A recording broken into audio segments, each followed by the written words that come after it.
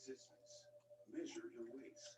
Females measuring more than 35 inches and males measuring more than 40 inches may have insulin resistance. To learn how to All right, we are recording. Correct. So, Gary, you want to take it away? Oh, have you already started the meeting, or what are we doing here? We're just starting it right now. Okay, great. So, so there were a couple of additions that on this agenda, I think that John had added. But I guess the next piece that we ought to go with is Secretary's report, Ellen. Okay, I sent out the meeting minutes just yesterday, I think, from our meeting in October. They're pretty extensive, so I really don't want to go through them completely line by line. But does anybody have any questions about them? Concerns, Not changes? really. All right, Good job as usual. thank you. You need a motion to accept them? Yeah. I move we Do accept. I have a them. motion to accept the minutes? Yes. All in favor? Aye. Aye. Aye. So done. Next, we'll move on to the treasurer's report. Would that be in line? Okay, I got this from David. He's been working with Frank. It's apparently there's a lot of work to what Frank did. I did talk to Frank as a follow-up. He didn't think it was a lot of work, but he was used to doing it. And I think David is having a little problem with some of the details of it. But let's just move through the report and then we can talk about that. The Delaware Community Foundation account has $78,000 in it. And it is by our agreement that we can only take 5% of that balance out on an annual basis. David has explored perhaps a means to amend that. I mean, I don't know in particular what we would need more for right now, but it would be nice to have that flexibility. The M&T checking account has $8,379 in it. And the Capitals campaign still stands at $1,000, which is a donation that, help me out, Elizabeth, what's that woman's name that donated that? Do you know? Yeah, just give me a second. Sorry, I wasn't I'm trying prepared. to. Is that Swinson, Evelyn Swinson? Ellen Yes, Swenson, thank you very much. Yeah, thank you. Thank you. So here's what David has, and this is something we need to think about.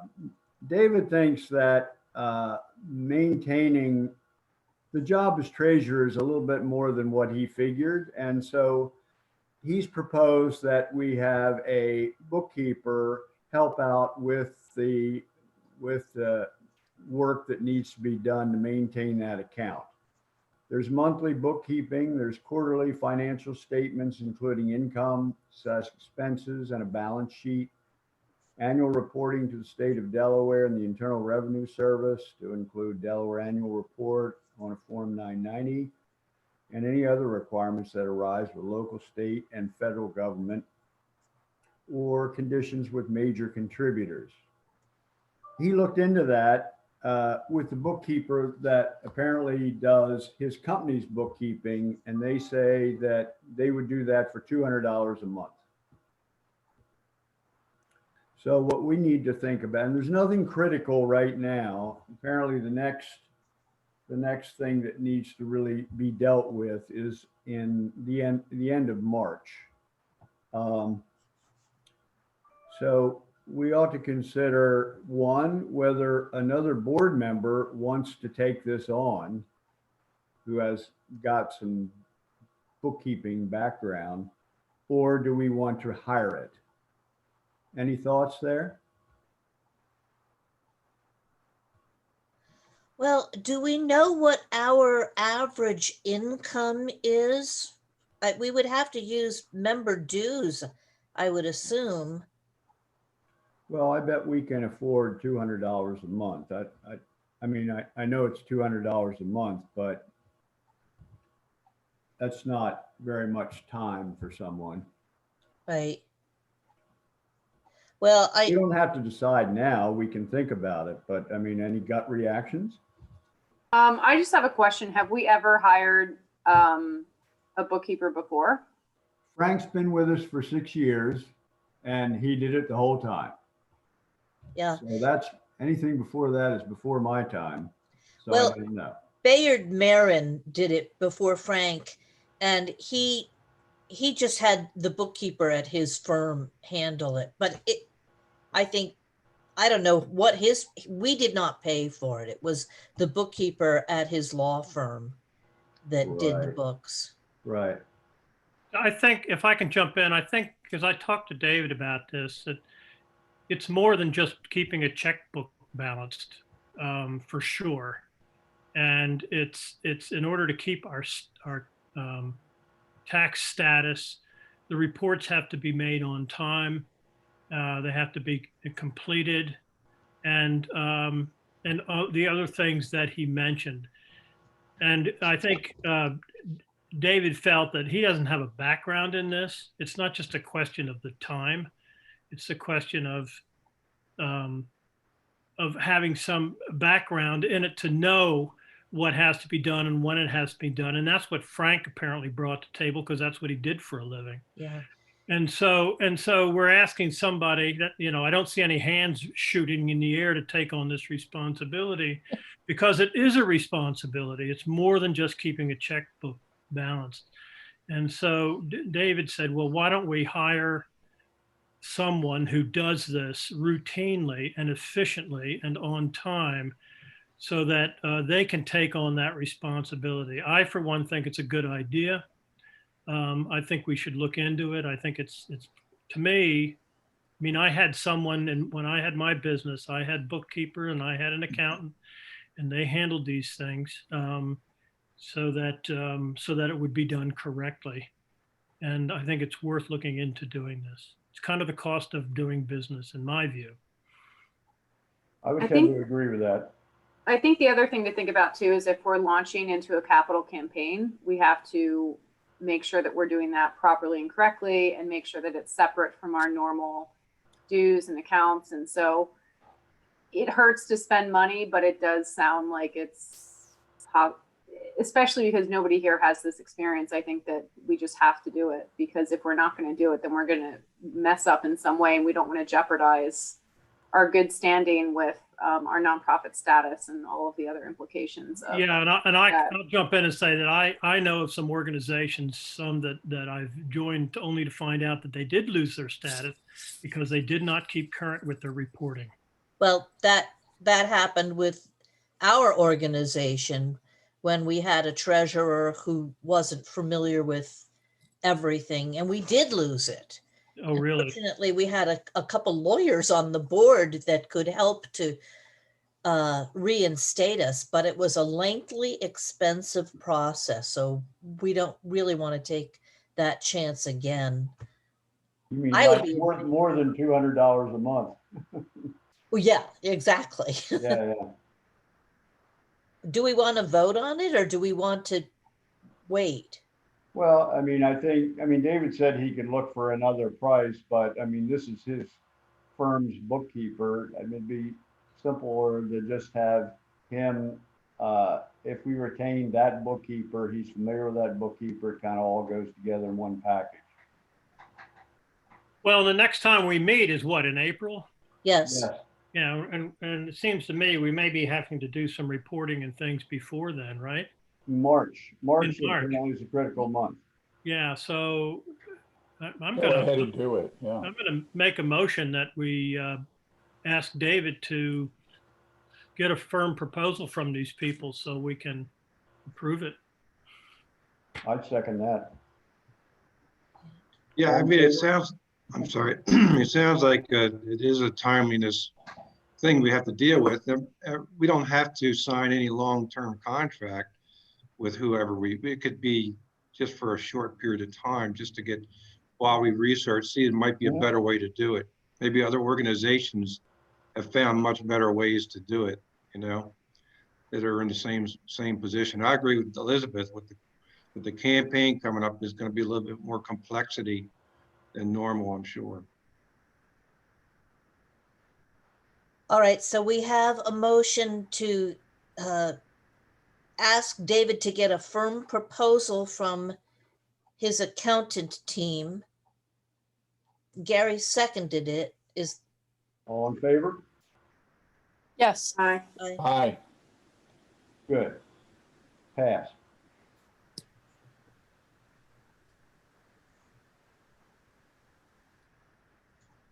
right. We can start that right away, I'm thinking. Right. As he gets off the slopes. Yeah, Yeah, so who will contact David? I'll talk to David. Okay, thank you. Okay,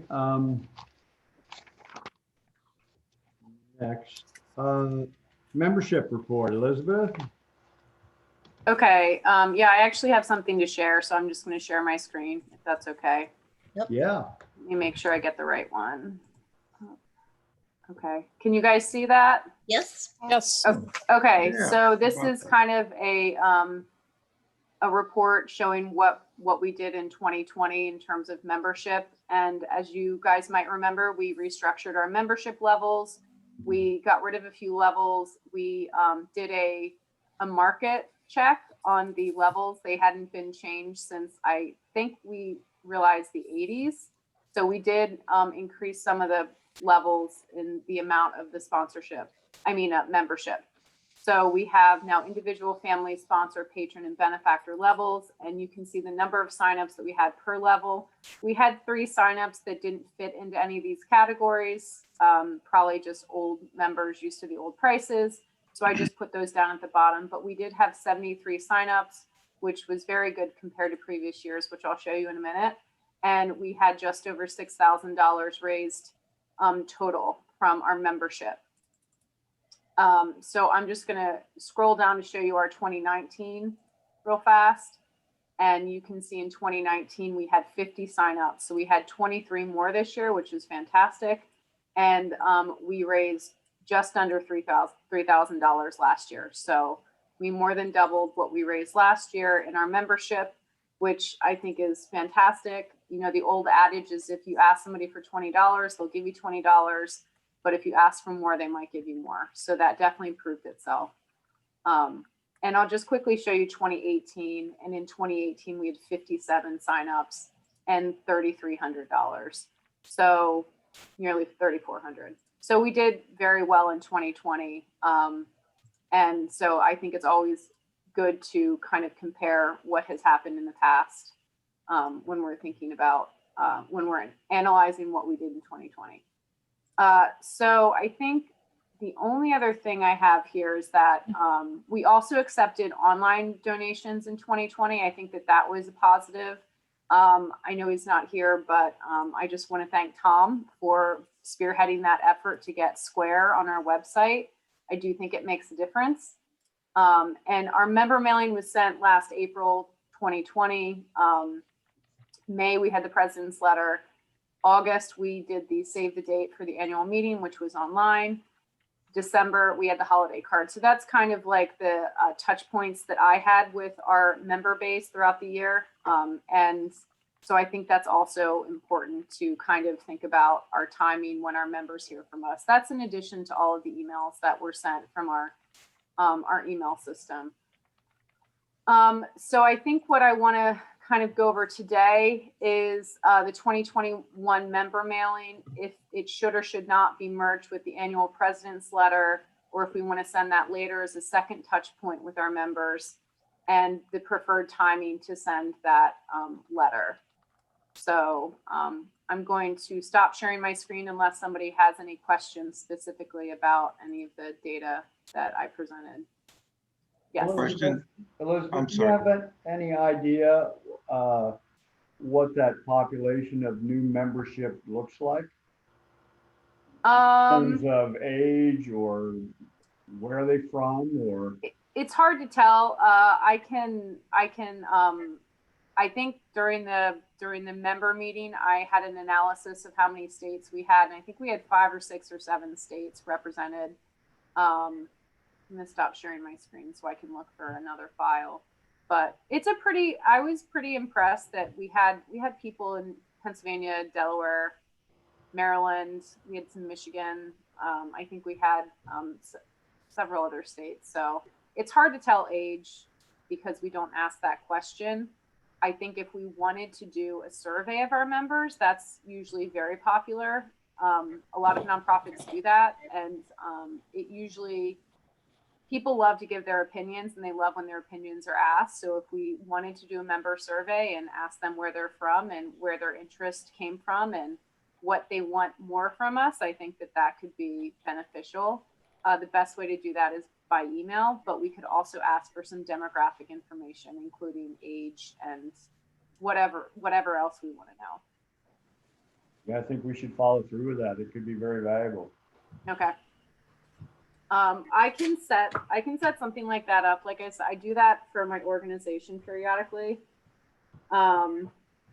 I think what I would like is to do it through like a Google form or something like that, because then it puts all the data into a spreadsheet, and it can be shared among the board members. So every board member could see what the output is. That way it's not kind of housed just with one person on one machine. I think what I would want too, though, is a few people to assist in the creation of the survey so that it's not just me kind of throwing stuff out there that I think is important, but others might want additional information. I'm thinking about it from a membership perspective, but I think we should think about it from a programming perspective too, if we are providing additional programming. So I think we can look at it from a few different points of view. Good question. The sign up number, is that new people or is that total? The 73 number, Charles? Yeah, on the document you showed us, Yeah. it said number of signups. Is that new ones or is that the total? That's total. That's Okay. total. I don't have the new number. It's kind of difficult to also know what the new number is because I don't have, without kind of putting all the historic information into the same file, which I haven't done. I do have, I think I had the year before I started doing membership recorded, but if we wanted to really know historically, because a lot of times you will have lapsed members that don't give for several years and then re-up. Okay. But I can find out that number if you guys are interested in the new, at least during my tenure of keeping the membership. So we keep the people in the database, be sent information, whether for how many years afterwards. I mean, if they don't, there's no way to track people to just say, well, I'm dropping out or anything like that, right? Usually organizations will kind of clean their roles after a number of years. I don't know that we've ever had that discussion. I've never had that discussion. Our list is not super big either. We have maybe 200 people on our mailing list. And that's households. That's 200 households on our mailing list. If it were in the thousands, I think that we would consider it because we're, at some point you're spending a lot of resources and postage on kind of touching base with people that maybe don't want it.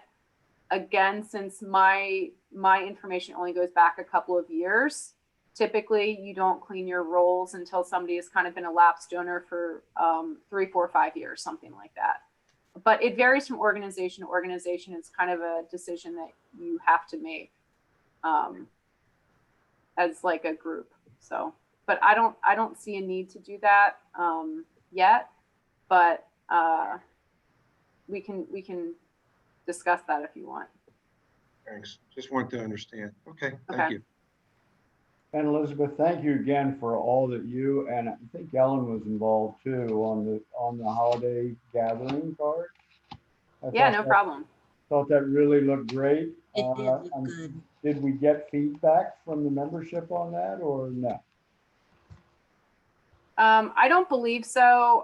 We didn't really include a mechanism to reply. There wasn't a reply card in there, but Sure. But we have received a couple new membership, not new memberships, but renewal of memberships since the card went out. So it just kind of reminded people, yeah, we're still here. yeah. Yeah, that's good. Super. And end of the year is typically when a lot of people donate to nonprofit organizations. So I think actually having that letter timed, that card timed when it was, like Ellen said, was positive, because we got 3 or 4 more memberships in by the end of the year. So would anyone like to help on a member survey? Is anyone interested in helping me do that? Elizabeth, I'd be happy to help you. Okay, great. Thank you.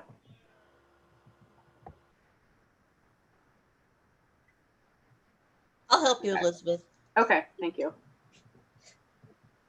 And I think that we'll probably pull it together and then send it to the board just to make sure that everyone else has buy-in. And then I think that we can send this out. And then we could probably send it out in the next couple of months. Maybe February, March. But I know that Gary is going to be talking about the president's letter later. But the other piece of business that I want to understand is when we think that we should send our membership mailing for the asking for people to re-up their membership for 2021. Last year, that letter was sent in April. That was a little later than when we typically send the letter.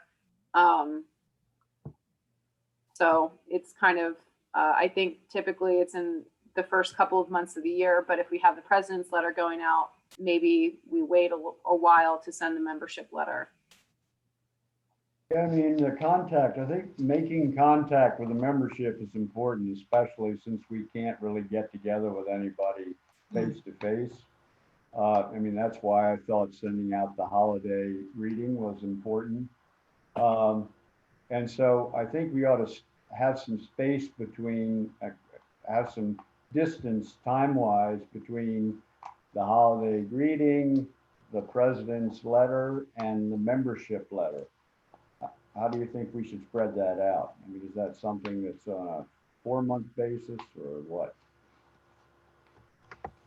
Any opinion there, board members? When are people likely to start thinking about writing a check and joining? I mean, April is tax time and all that. Does it make a difference to get it in before then, or you wait till after then? A lot of organizations time letters to be right after tax season because a lot of people get rebates. So it could kind of go either way depending on if you get a rebate from the government or not. I think spring is a nice time just because it's about renewal, revival, everything's coming up. People are getting outside and feeling a little better. We could tie it into things that are happening at the mansion. Maybe what's coming up is I'm just thinking about the garden, the redesign. Maybe there's an update about that. So I think it's also time to news. So if there's any compelling news, anything that's going on with the Friends or at the mansion that's exciting. So you can think about it a couple of different ways. I do agree that it's good to kind of space stuff out. We don't want to send everything all at once to our members and they don't hear from us for 4 or 5 months. So I think if we send the president's letter, if we wait a couple of months to send the membership letter, I think that's enough time. So we can create the timing based upon when the president's letter goes out. Can we get the president's letter out by February? End of February? Sometime during the month of February? Yeah, after the Super Bowl. Yeah. How about if we get that out by mid-February? Does that sound like a winner? Yeah, that sounds good. Everybody Okay, so else, then- Rodney, you seem hesitant. What's that? You You want to send it out earlier than that, do you? No, I don't think so. I mean, I just think that's a kind of a break time. I mean, I just tell you, I'm getting ready to put my house in Wilmington on the market, and the realtor said, wait till the Super Bowl's over. Nobody's paying attention to anything until that happens. And Yeah. she was serious. She was serious. But she said Yeah. right after the Super Bowl, you want things to start happening. So I think if the president's letter went out in mid-February or something like that, that would be perfect. Uh-huh. And then maybe the membership letter would go out sometime later in April. Yeah, You that could- sounds good. You could latch on to President's Day, Gary. Oh, yeah. Buy yourself the President's Day, Lincoln, Washington. Yeah, there you go. Adele. It has a nice ring to it, don't you think? I think the other benefit of not sending it in January is especially during inauguration years. I think that there's a lot of this year even more so turmoil. So I think it's good to not send it then, because people are again really fixated upon the transition of power on the national level too. So Right. I think that's a good idea. And I have heard the Super Bowl thing too. We avoid the Super Bowl in my organization. We don't send anything out until after that too. So I would agree with that. Now, here's a question, Elizabeth. Where are we on revising our brochure? Because we could send that out with the That's membership true. letter if it's been Yeah, updated. and thank you for everybody. I'm backed up on that. I have everybody's suggested revisions from the fall. I just haven't had a chance to look back at it again. I think that's good. That's a good goal to have it go out with the membership letter. So my plan is to put in everyone's changes that they suggested, send it around for one more final blessing from the board. And I think I probably won't get as many copies printed as we did last time, because we had copies for years and years and years, I think. So I'll probably, I don't know how many, but I'll get maybe 1,000 copied, and then we have it for like 3 or 4 or 5 years. I know that Gloria, you probably want some at the mansion. So yeah, so we'll just a small number. And then if we need to revise it because our member levels change again, or something else happens, it'll be easier to revise it. And then we won't have a huge amount that we're then wasting. So that would be kind of my plan for that. But yeah, I'll add everyone's suggested changes back in, and then we'll send it around one more time and make sure that we're all okay with it before it's printed. All right, that sounds good. Thank you. Mm-hmm. I hate to drag this out even further on that, but one concern I have is that this ongoing discussion as to whether we're a plantation or what we are, with, historical cultural affairs and the committee that Sweeney's on, are we able to actually send it out when that is sort of up in the air, or what's the feeling there? Send out the brochure Brochure, yeah. well, again, Yeah, our brochure is just, we don't talk about a plantation at all. It's just Friends of the John Dickinson Mansion. Okay, good. That's fine. Super. I'll double check that in the new version. I don't think it's in there, but and I think that's kind of the thought process on not getting too many printed, is that it makes us easier. It's more dynamic to make changes. We haven't shelled out a ton of money to print, 5,000-10,000 brochures. So I think that it's easier for us to make changes in the future if we need to. And again, I think if with the capital campaign, we may well make some changes more frequently than we normally would have. Okay.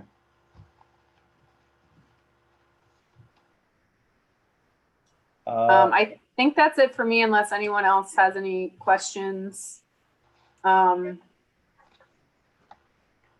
good. No, that's Okay. fine. Thank you. All right. Thank you. Dan and Gloria, your report? Gloria, do you want to go first, and then I'll? Well, good morning, everybody. To kind of address what Gary just talked about, I don't foresee there being any name change for the property anytime soon. We do have that advisory committee that was referenced. It was mentioned as something to think about for the future in that initial meeting, but there was no discussion held on it. There may be some discussion at the next meeting, which I believe is in April, but there wouldn't be any decisions made at that point.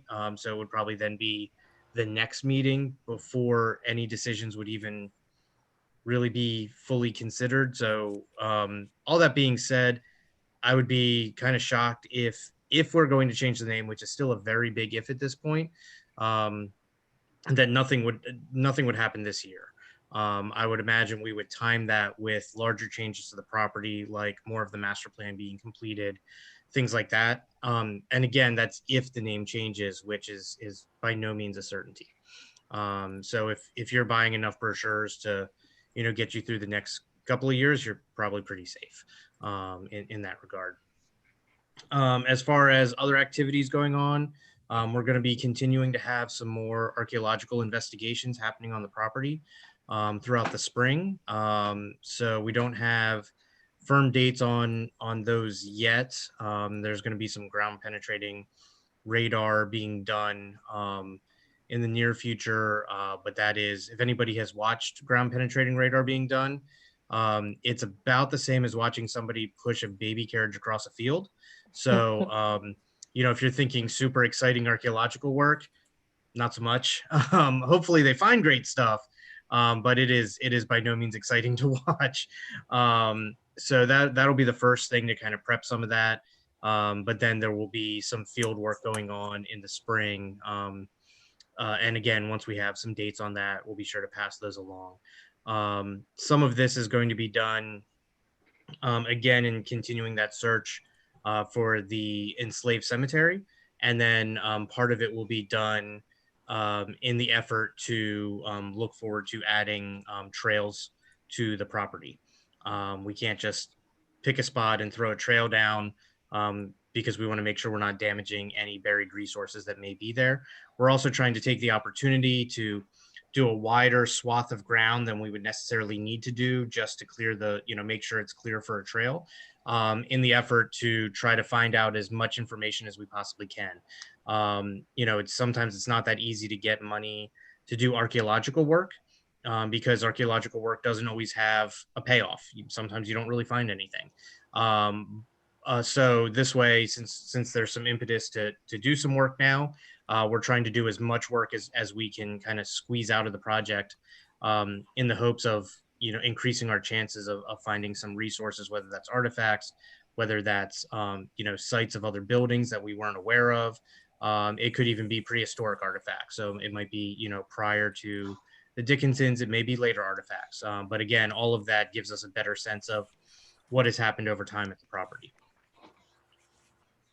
Does anybody have any questions about the archaeology or the potential name change? I don't want to cut anybody off on that one. Dan, you might want to tell them a little bit about the Glen. I don't know if they've known that we've got a trail in the Glen. So the Glen area where the pond is, there were a bunch of trees that came down. Some were dangerous. Some were then felled by windstorms that we had. So it's a little bit more open now. And one of the things that was done is we chipped up a lot of that material. We also had some chips that came over from the Dover Air Force Base. We're trying not to transport any across county lines because there could be things that we don't want coming with them. But since the Air Force Base is right there, it's pretty safe to do so. And we had marked out sort of a temporary trail to try to basically try out a trail in there, and it was put down with the wood chips and the mulch.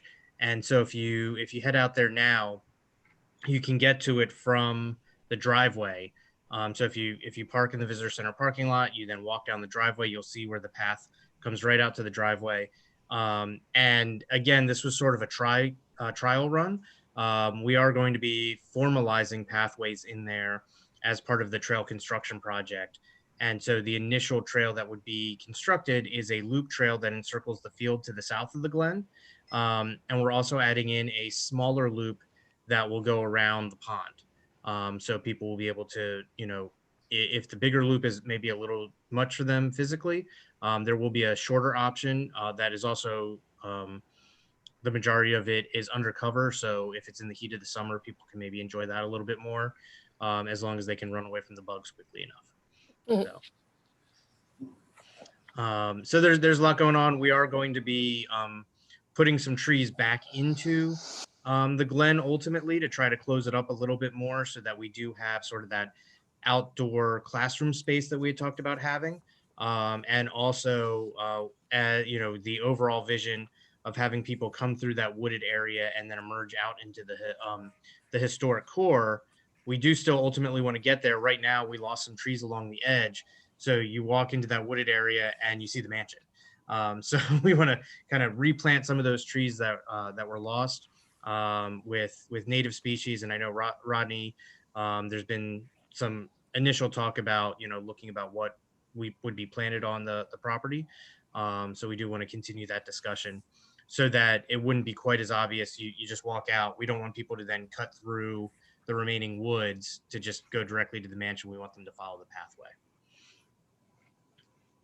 We're also looking at a variety of things like trail surfaces. So the mulch that's there now is just a temporary thing that would not be a permanent trail surface.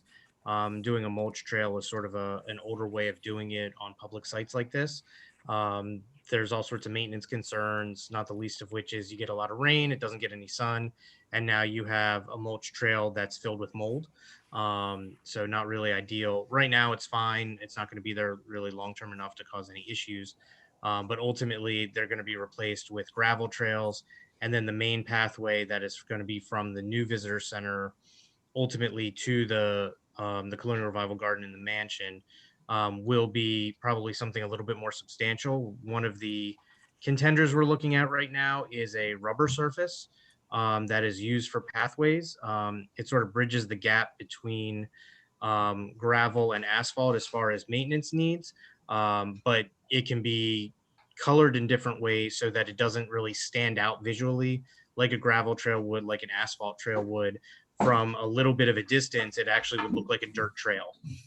So visually, it's not as distracting, but it also meets all ADA code. It's, I'm not going to say maintenance free, but it's not particularly maintenance intensive. So that's one of the things we're looking at. There may also be some funding out there available for installing something like that because it's also a permeable surface, which does certainly help with other issues that can be created when you're putting in a trail. So there's a bunch of things on the table still, and we're taking a look at a lot of different options. Thank you. Gloria, did you have something to add? Just a few things. We have been continuing well, let me start by telling you that you met Annie at the annual meeting. She was hired last year. We have also hired a casual seasonal, and her name is Barrett Moncure. And so she is our new casual seasonal. She's working out fine. She's enjoying her employment here, even under COVID. And so you'll eventually get to meet her along with the rest of the staff who you already know. We have continued with on-site programming. So we mentioned digging at the Dickinson. Tom came out and he found some teeth. Along with the animal teeth, he found some animal teeth, along with a few other things out here. That program was extremely successful. And so we will be continuing it in the spring and probably into the fall, because it looks like we've only gotten 1/3 of the dirt pile done. So we have quite a few more dirt to sift through. And so we're going to start that up again in the spring and then hopefully into the fall. We have decided to continue with Make a Splash this year. Even though the children aren't coming on field trips, we are going to do a virtual Make a Splash. And so we're going to have demonstrations videotaped, and then we are going to put it out for the schools to enjoy. And because we've always had an issue of the number of children that could be on site at any given time, we have taken that off the table, and so it'll be available to any fourth grade and possibly, I know they were talking about possibly fifth grade students any teacher who wants to sign up for it. And it'll be up from March, end of March, I believe, to the end of the school year.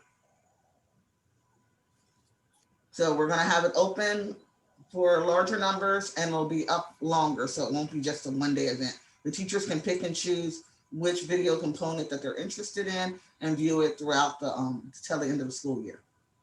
Yes, Elizabeth? What kind of videos are you going to be producing? Just out of curiosity.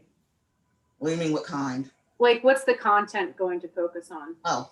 For us on our side, we're going to be doing smokehouse operation like we did for regular Addle demonstration. We have sea shanties. And we have two from two other organizations. I think First State Heritage Park is looking at washing clothes, and I don't know what the other demonstration is going to be, but it's from another partner that we use, but they're all water related and the history and the use of water. Is that something that would be available for us to view as well? I would find that interesting. I can see, because we're going to be producing our own videos, so that could be used for us. But I don't know about the other two. I don't know I need to check and see what the agreement was for them. Okay. I'm just thinking potential. I would find that interesting. Maybe our members would too, but I didn't know what the rules were, if there were any constraints on where you're posting it and how you are allowing people to access that information. Well, it's going to be on Schoology. And so it is posted just for the school systems, but the videos would be our videos would be available for us. So there are some that we would be able to use. And so you can see the issue with Make a Splash is also that the National Park Service has agreed to pay for the online component that the children are going to have, which could be anything from us teachers, instructions to school children activities. That's going to be done in Spanish also. So that will be available to everyone. And so we're hoping to make it as accessible as possible to the school children this year. Dan talked to you earlier about some of the organizations, and I know we talked about it earlier about Sites of Conscience. We are members of the Sites of Conscience officially. And so we're going to be helping, hopefully they're going to be helping us with our new interpretation and our new direction that we're going to eventually be going to from this plantations perspective of not just including John, but the enslaved individuals, the indentured servants, the tenant farmers, and the free Blacks who lived and worked in this area. So the way that we're going to be doing that is working with different organizations and different advisory groups and creating a new path forward to having the discussions in the community about what happened here and the impact today.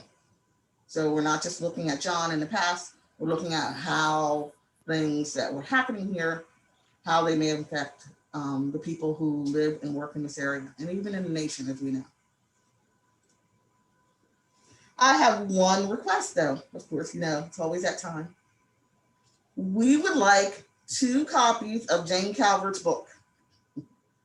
One for the HCA library.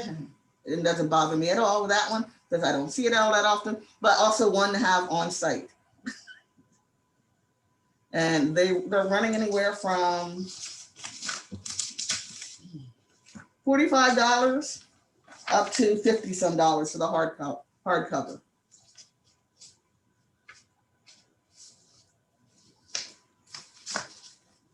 So that would run you about $100. Yeah, I move we approve the request to purchase 2 books. A second. Which book are you talking about?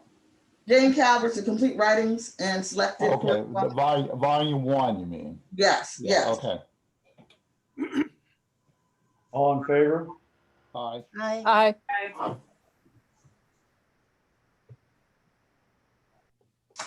Does anyone else have any questions about anything that we're doing? I have a question. Dan, could you just update us? We did get that grant, correct? Yes, I wasn't sure if you were talking about that, so I didn't want to steal your thunder. You're not. Go ahead. Okay. Please go ahead. Sure. So we applied, and thank you to Rodney and Ellen for their assistance with this. We did apply for a National Trust grant. It's a preservation grant for $5,000. We found out late last month that we were approved for it, and it is to create an area of reflection at the site. The location of that area of reflection would be part of the project for the students, and these will be senior students at University of Delaware in the landscape architecture program. This will be their capstone project. So Rodney, please correct me if I'm wrong. I believe there's 5 or 6 of them that would be participating this spring, assuming they're allowed to participate in the spring. We're still keeping our fingers crossed that there will be, University of Delaware will be allowing in-person classes so they'd be able to travel to the site. And as part of this grant, they will look at similar areas at other similar sites, and then, kind of talk with us. They'll be speaking with Rodney, they'll be speaking with their professors, and then also speaking with Bernardin, who have been our consultants for the overall master plan, to kind of get their perspective as sort of another consultant. And the idea is the students get an idea of what it would be once they're out in the professional world, if they were to get this contract, working with us, the client. Each student will then put forth a design, along a conceptual design. It wouldn't be drawings, construction drawings or anything like that, along with a recommendation for where it would go on the property and how it would tie into the other things we're trying to do on the property. Once that is completed at the end of the spring semester, we would be meeting internally, and certainly we'd be letting you all know about this as well. And Rodney would be a key part of this too, to be looking at which one we want to go with, or do we want to pull, this piece of this student's design and combine it with this piece from another student's design. Theoretically, there could be some element from each of their designs. It just kind of depends on what they end up coming up with and how we want to incorporate it. And then the final part of the grant would be working with an intern for the first part of the summer, whether that is an undergraduate or a graduate student in this program is still to be determined. And they would be putting together that final plan. Again, not quite the level of construction documents, but one level below that, so that we could take that, hand that off to Bernard and our consultants so they can incorporate that into the overall master plan design. And when it's time, we could then go out and get construction documents for that as we're going through the bid process for other work going on at the property as well that this would be rolled into. So we really see this as a win-win. The intent is for this to be a good, meaningful opportunity to learn for the students, while also giving us some very definitive results that we can incorporate in the master plan moving forward. And if for some reason University of Delaware, if they do not allow the students to come to the site, so we can't have this project go the way we think it needs to go, because we don't really see them being able to do this as a remote thing where they never visit the site. You really need to get out on the site to do this properly. National Trust did understand that there may be some delays in proposed projects. We would just put in for an extension, and we would have until next year. So we'd figure out the scheduling with the University of Delaware for when it would happen. We'd put in for the extension, and we don't anticipate that there'd be any problem from National Trust getting that extension, because we have a clear reason why we need it. But our hope is that we can go ahead and proceed with that this spring. The one thing we're waiting on is we got the notification from National Trust saying, we'll be back in touch soon with some more details. And I would assume the grant agreement so we can sign it and formalize it. And they haven't been back in touch yet. So I'm getting in touch with them. I don't want to bug them too much since they're giving us $5,000, but we also don't want to miss out because they thought they sent it to us and they didn't. So hopefully we'll have more details soon. And I can update everybody via email once we get that. Thanks, Dan. let's move on to new business. First item is Rodney Robinson has been working on improvements to the formal garden and has sent out a concept sketch. Rodney, could you fill us in on this? Yeah, you should all have a copy of this. Good. This is basically taking, not basically, this is taking the memo that I prepared, oh gosh, back in August, I guess, when the group met out there and talked about what we should do to the garden. It documents it in plan form. So if you're looking at the plan, you can see the house at the top and the formal garden laid out in the center of the page. The specific notes go around, and we need to discuss this and decide whether we're going to approve this so that Dan and Gloria and the state can get it in the works to get this work done. So that's why it's on the agenda right now. And so in terms of the scope of the improvements, the idea is, of course, to keep the garden. It's a very important garden. It's part of the history of the site. And we don't want to add any more maintenance than we have to. So the garden will be essentially protected and preserved. I would describe it in its present form, which is a parterre enclosed by a hedge with brick paths and turf panels and the 4 holly trees that are planted there. And specifically the brick, we recommended the brick paths be lifted and reset, that the hedges be lowered because they've gotten far too high and enclose the space. So they're going to reduce them down to no more than 6 feet in height around the perimeter. And we want them to do that with variable depth pruning and not just shearing it. And it's going to take some time. With boxwoods, it's a process that would probably take a couple of years of lowering these hedges to get them down to the size that we want. And up against the house, we recommended removing a large section, essentially taking the corners of the house and projecting them down to the hedge and opening that entire side up so that from the house you can not only see the parterre, but you can look through the parterre all the way down towards the landing beyond. And that the holly trees would be protected and preserved, the turf would be restored. The 2 little openings on the east and west, we would widen the hedges out there. The note said 6 feet. I think probably 8 feet is a better goal to go for. We would maintain down at the bottom on the landing side, we would maintain the present opening in the hedge, remove the crepe myrtle that have been planted, little shrub forms that have been planted in there to simplify and open it up. And then to install 2 new boxwoods to seal the edge to give us a nice end to the hedge down there. And then finally over on I guess it's the western side, where the access will be from the new visitor center coming into the garden, to remove the existing brick steps, replace them with an accessible brick ramp, and also take out some of the young crepe myrtles that are there so that we get the room we need to open that entrance up. And also be able to enjoy the canopy of the honey locusts that are there and been there for a long time. So these are the recommendations that the committee came up with in plan form. Are there any questions about it? Yeah, Charlie. I have a question, Rod. You mentioned the removing, was it 2 steps that go up there on the west side? Yes. Okay, so it's not going to be an extensive ramp. Okay, where does that access go? Where's that going to be going to? Is it necessary to even have the steps there? It's the steps were there because there's a grade change there. Right, I understand that.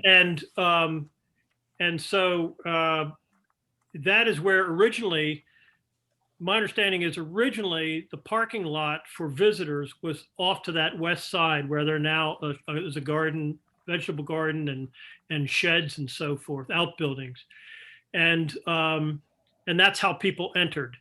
And in the plans that the master plan that the state is looking at, they're going to basically reinstitute that as an entrance and an approach to the house from the future visitor center path that comes around in that direction. So it was the original entrance. It was kind of passed over for years, and now it's going to be put back as the entrance. So we need to make sure that people can enter that garden from that western side in a safe and attractive way. So the steps would come out. We would accommodate the slope with some kind of a ramp and make that future connection to the visitor center at that point. Right. Okay. Well, I mean, it'd be good if it was just, well, you said some kind of an ramp. I would imagine match the brick or something like that, perhaps. Yeah, I think so. And again, Dan's talking about the paving material that on that'll be the principal circulation path that comes in from the visitor center. So I imagine that's where you're going to find that permeable rubberized surface coming up to the garden at that point. And you know, I'm familiar with that material. They could even extend it up the ramp right to the garden, or it could be brick down to the ground level. That all has to be worked out.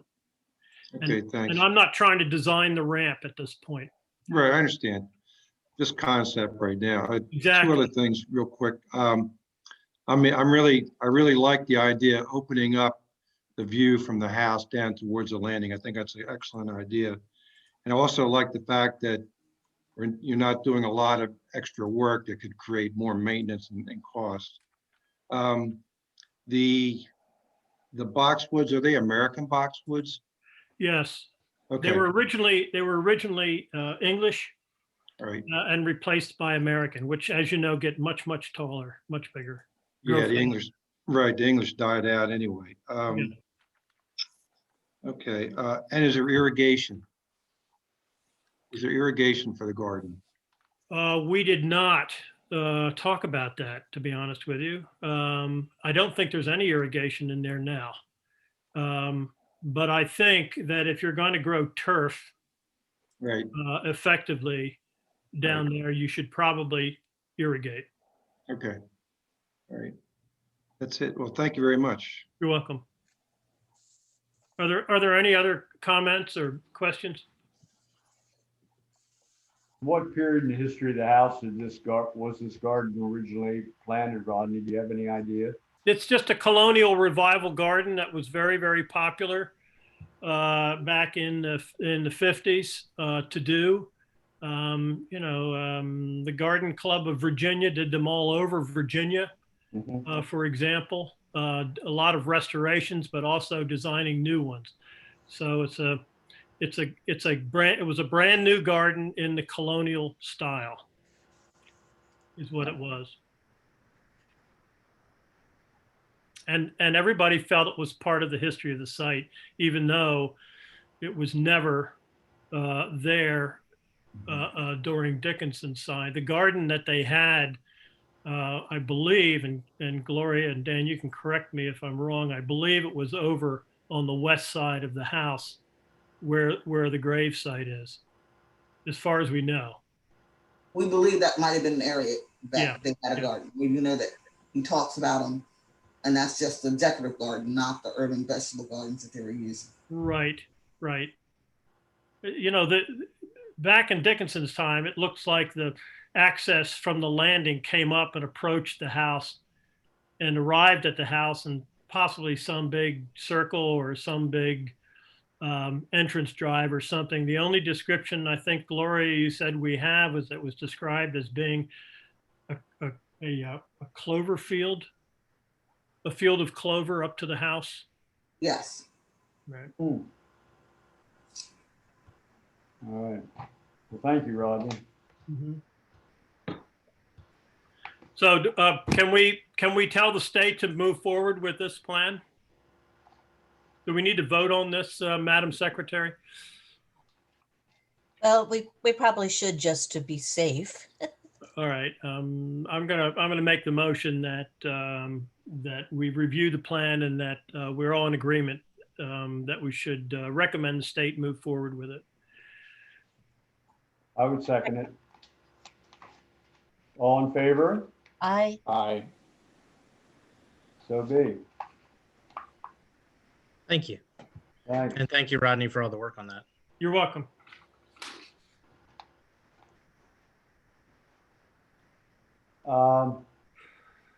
Next subject will be this John Dickinson Plantation Advisory Committee.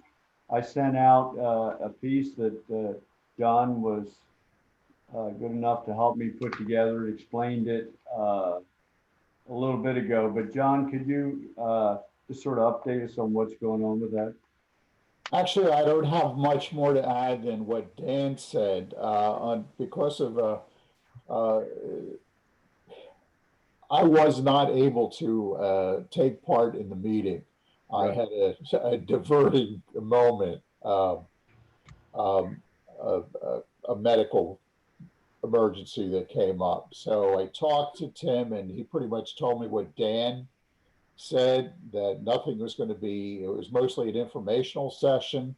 The first one, there were a lot of people who are from outside the state that are on this advisory committee, a lot of heavy hitters in terms of the history of the period and so forth. And they were brought up to date and given the background of the mansion and the plantation and so forth. And I was assured that no decisions would be made for several meetings, and the meetings are scheduled throughout the year. I think one a quarter for the rest of the year. So that's all I have on that. Okay. And then you've been involved in quite a few other things that John's been doing a super job in marketing our efforts with a lot of different fronts. John, can you sort of summarize some of the things that you've been involved with and what you're learning? Certainly. As per the direction of the last board meeting, I sent out copies of the Delaware's John Dickinson book to the people that Cam Yorkson had interviewed. And I sent those out before Thanksgiving. And just before Christmas, I got a reply from Patricia Anderson of the Crystal Foundation. That's the only one I've heard back from.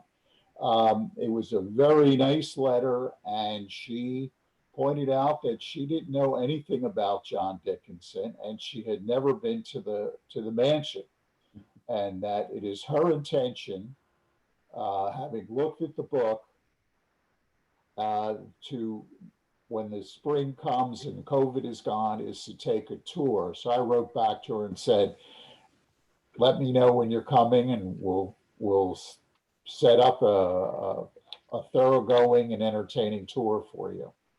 So that leads me to a point I made on that memo I sent to everyone, is that if we're going to raise the profile of the mansion, the first thing we should do is raise the profile in the state and beyond the state's borders of John Dickinson himself. And that what we should do is come up with ways of publicizing him, teasing him, and using Dorothy Scott's offer to put advertisements on Facebook and elsewhere, and that we try to drive people to the website, and then to have something there, to have something catchy for them. We have a nice site right now, and it has a lot of information on it. And if we can bring the folks in and provide a good look at what's going on at the plantation and the mansion, I think we could gain some friends. On the second page of that memo, one of the things I suggested is, if you can see that little picture that is on there, This is a drawing that the News Journal had done. It was a takeoff, just a portion of it. This is a number of years ago for an article I wrote. I had one of the artists take the Charles Wilson Peale portrait of Dickinson and liven it up. In color, it pops a lot more.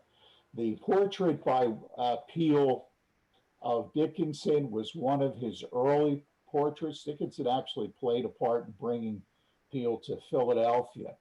And it's nice, it has historical significance, but I don't think it pops, especially for today's audience.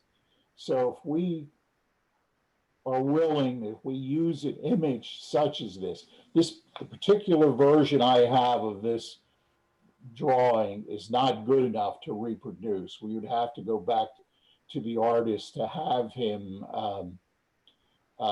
play with it and give us, make it a little more flexible for reproductive use. We have permission to use it. The News Journal doesn't care. The editors there now don't even remember back 5 years ago. So that's not a problem at all. But I think something like that would be a little helpful in that we try to tie it in with other aspects of what's going on with the mansion and the grounds and the developments.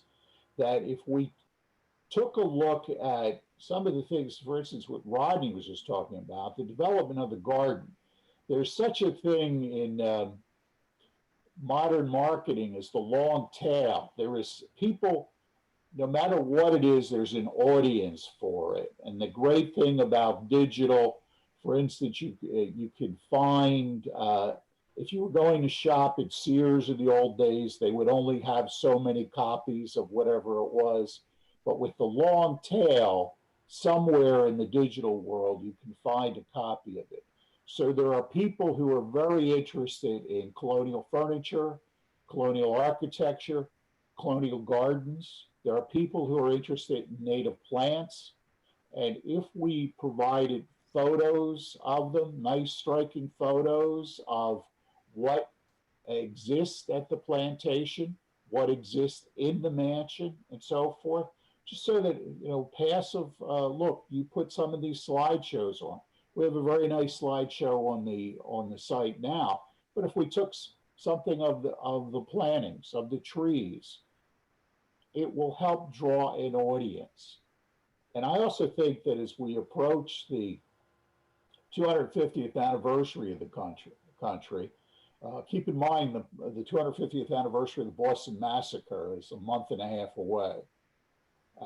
So it's coming up, that if we pull some stunts, if you will, if we hold some programs, we can take advantage of the Zoom culture that's now embedded throughout the country and get an expert on, for a small fee, get an expert on colonial furniture to talk about it, to help us brand the Dickinson plantation, the Dickinson mansion.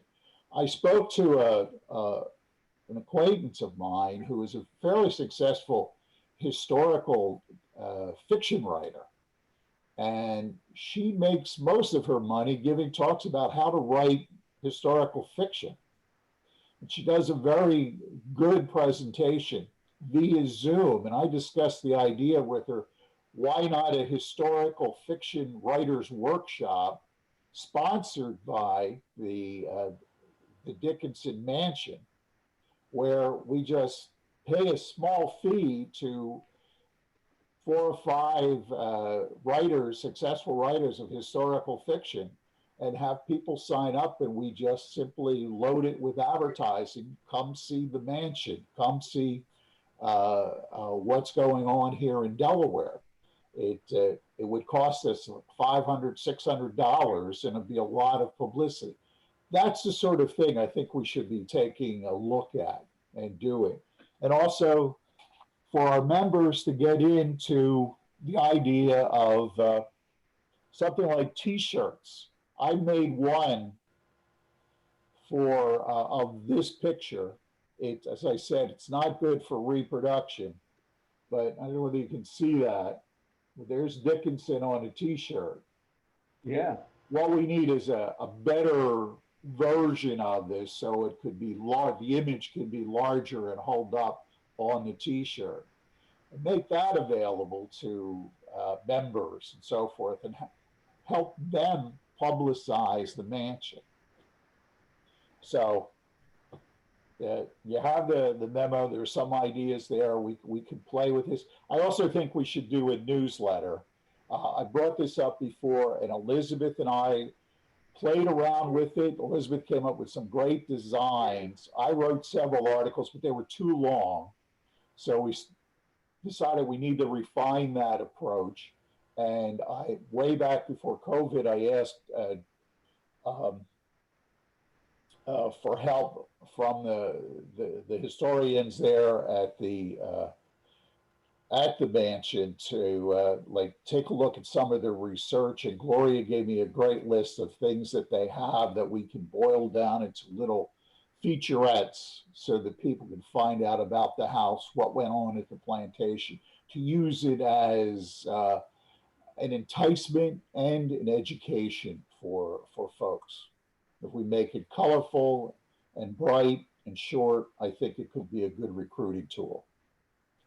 All right, that's my presentation. One other thing, April 24th and 25th is Delaware History Day. It's going to be a virtual one. These are for the high school students throughout the state.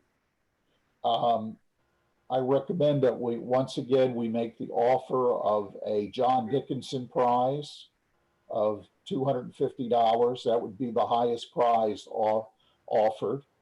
And they're ready and willing to, the Delaware Historical Society is ready and willing to publicize that for us. We just give them the okay. So Gary, that's my presentation. John, thank you. Your ideas are really refreshing, and I think they're very timely. I mean, I think all of us on the board are interested in getting recognition for what John Dickinson was, and we have found out that it's surprising that once you get in the northern part of the state, and in southern Pennsylvania, not very many people know anything about John Dickinson Mansion. It's disappointing. I mean, we're all working for something different than that. And I think your marketing program is something we're going to have to adapt. I think it's a great healthy direction for us. And I don't think it's ever really been done in the past. I don't either, but I think if we did something like a tease, like if we got a colorful photo or a colorful illustration of Dickinson, something that pops more than the Wilson or the Wilson Peel portrait, and did a line, like I used this line before, I used it in the book, that Dickinson was the most important founder you never heard of. Use that as a tease to get people to come to the site, and hopefully the stuff, the information that we have there will catch them. If we get them to come to us, they land on the site, they look at it, and we provide information and small features and so forth to keep them coming back, and to pump the idea of come visit the mansion. You can come visit. Here's how to get there, which we have. We have a lot of that stuff right now.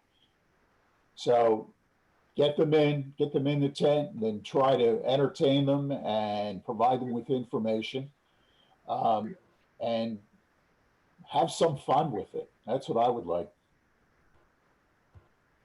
John, do we know the artist that you mentioned who did use the portrait to do the graphic? Yes. You know that artist is still around and available? Oh yeah, he's a friend of mine. Yeah, his name's Dan Garrow. He used to be one of their top illustrators there. Well, if we're going to move forward with this, which I think is a great idea, do we need to approve some funds or something so he can get started on this kind of thing? I would say so. He's a good guy. He's willing to help and so forth. But it's his profession. This is how he makes his money. I don't want to impose on him. And if we offer him a couple $100, I think we could get him to do that. What I'm not a graphics person.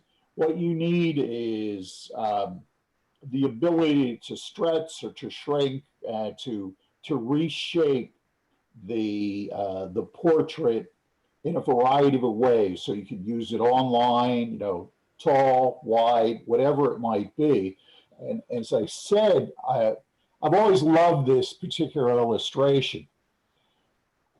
Charles Wilson Peale later did some wonderful illustrations of, or paintings of Adams and Jefferson. And the original version that Dan Garrow did for me for the article I did showed Dickinson, Jefferson, and Adams using the Peale illustrations or paintings.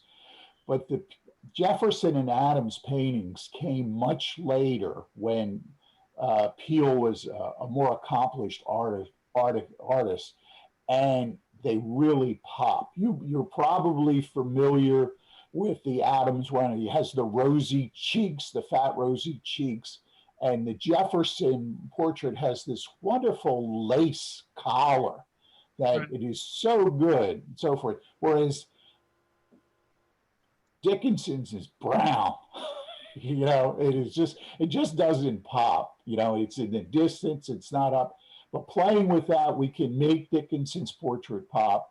And then if we tease people, we can bring it in and we can geofence the ads to start. Then we can brainstorm the idea of, okay, we do this for a while, start of a rebranding. And then what do we do next? You know, a dramatic photo from the mansion itself, you know, when the weather gets better and COVID starts to lift, you know, come visit the mansion, you know, that sort of thing. We can work that out. But as far as the money's concerned, if you give me an okay, I'll go to Dan and get him working on it. We can get him to do something that we can all approve. Well, should we approve now some, you know, $400 or $500 so that you could get started on this, so we don't have to wait till the next? Sure. I mean, I think that would be great. Yeah. I mean, we have money in the bank, and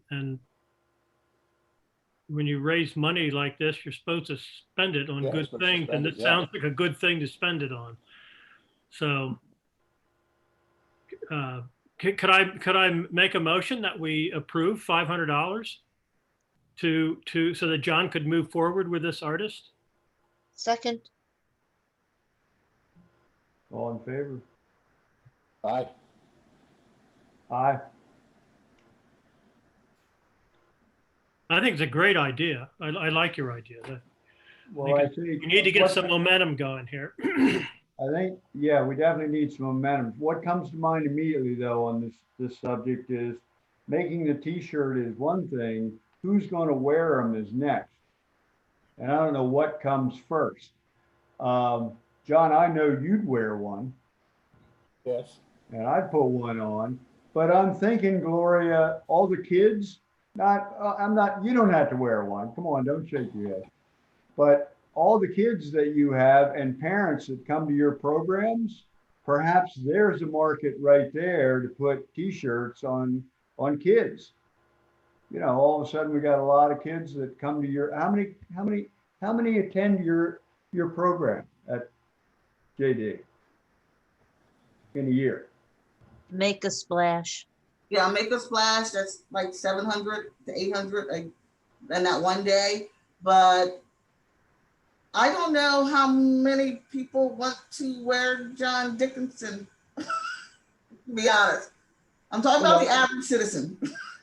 Well, they don't know yet how cool a guy he was. Yeah, I'm just saying. We talked about this on the Underground Railroad Coalition when we were talking about putting out T-shirts, and we had to have a realistic look that, you know, we're in a bubble. this might be a question you might want to add to your survey to see if you would buy John Dickinson merchandise, because not everyone will buy it, and I don't want you to spend a lot of money and then you see them sitting here. Well, if I could jump in, I'm not suggesting we get in the t-shirt business. What I'm suggesting is that John pursue with this artist the idea of creating a very strong graphic or several graphics that would have multiple applications, whether we ever put them on a t-shirt or we do something else with them. That's to me, that's a future phase or future step. But I think we need to get some kind of a strong graphic in place that we can use for a variety of ways. And that's all I'm talking about. And I'd like to see that start. Yeah, that's a good idea to include something like that on a survey. I agree that we do need some graphics. I think, John, when you were asking for this, I think something that we really do need is a PNG graphic where all the colors removed, so we can pop it in a colored background, and then it's a white outline of his face too. That would be helpful in other applications too, because you're talking about color. Color is one thing. I think we really do want to have also some white graphics that you can throw into a newsletter if we ever do that, Sure. so that if we do have a colored background, it will pop and he will be in white. So that would be something that I can see as useful as well. So I agree, we do need some more graphics. Generally, we need more photos, graphics, content if we're going to be producing all of these marketing materials. I try to take pictures every time I'm at the mansion. The picture from the holiday card is one that I took at the mansion last year, and I added to an art program that made it look like art. I don't know what kind of art it was, but it was kind of abstract. So I think we do need that in general, and for sure, having this piece of art modified to fit our current needs, I think is something that we definitely need immediately. So, and whether or not we apply it to merchandise or just our communications is Sure. I think Rodney said, something we can decide in the future. Just to throw out a word of caution, the 13-star flag that appears behind him in the artwork last year was appropriated by white supremacist groups. So I haven't seen anything about that recently. So maybe that appropriation didn't stick, but might want to confirm that before you incorporate it in a new logo, just to throw that out there. Yeah, and I think simple is better.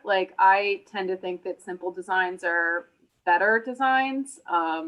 So I would be okay with not having that in the background. Well, one of the things that artists could do, this is, as I said, it was part of a 3 portraits over a newspaper page, and it was done 7-8 years ago and so forth. And what the artist can do is just, as Elizabeth was pointing out, is have the flexible background. It doesn't have to be, we're just talking about a main image that will pop. We can have them play around with it. Since it's all digital, it doesn't have to stay the same. Okay. All right, well, I thought that was very helpful. John, thanks again for all your innovation there. And we've been at this for an hour and a half now, so we probably ought to think about winding down. There are a couple other items here. Ellen, I don't know what the Milton Flowers copyright is about. Well, Casey was working. Oh, Casey, you're back. Sorry, technical issues.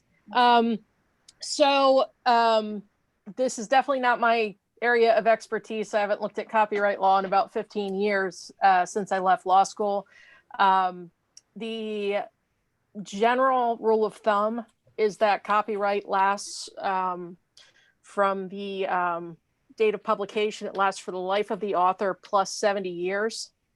So it lasts for quite a long time. There are a number of other technical details that I don't really have the information for. There's transfer of rights. Obviously, the copyright was assigned from the author to the friends. That can have an effect on the length of the copyright. The bottom line being, I don't think we're likely to lose the copyright anytime soon. But we should get a specialist, someone who actually practices in that area, to take a look at it just to make sure that we're protected. But I don't think it's an urgent issue that we're about to lose the copyright this year or anything like that. Okay, thank you. The book was published in 1983. Yes. So if we add 70 years to that. Yeah. The only questions I would have are, when were the rights transferred to us? So there's like technical issues that could affect the exact term of the copyright. And so that's why I think we would want somebody who specializes in that area to take a look at it. Okay.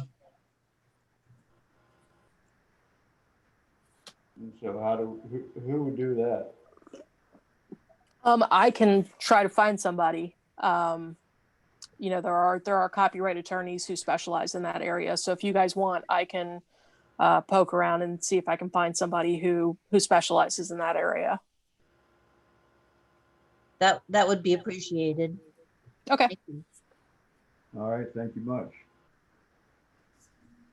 Next item on here is contents of the president's letter. Seems like we have a lot we can put in the president's letter, but if you want to send me your suggestions on what should be in the letter, that would be helpful. Gary, I think just something that you and I discussed earlier was including a welcome to new board members, possibly in that letter. Yeah. That's the only thing I can think of. Other than all the updates we kind of discussed today, there's a lot of good stuff going on.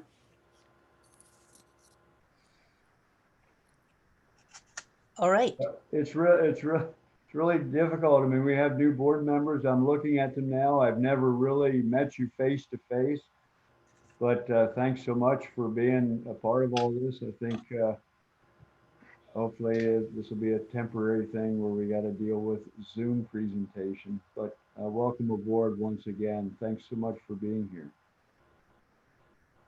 Our next board meeting will be on April 13th.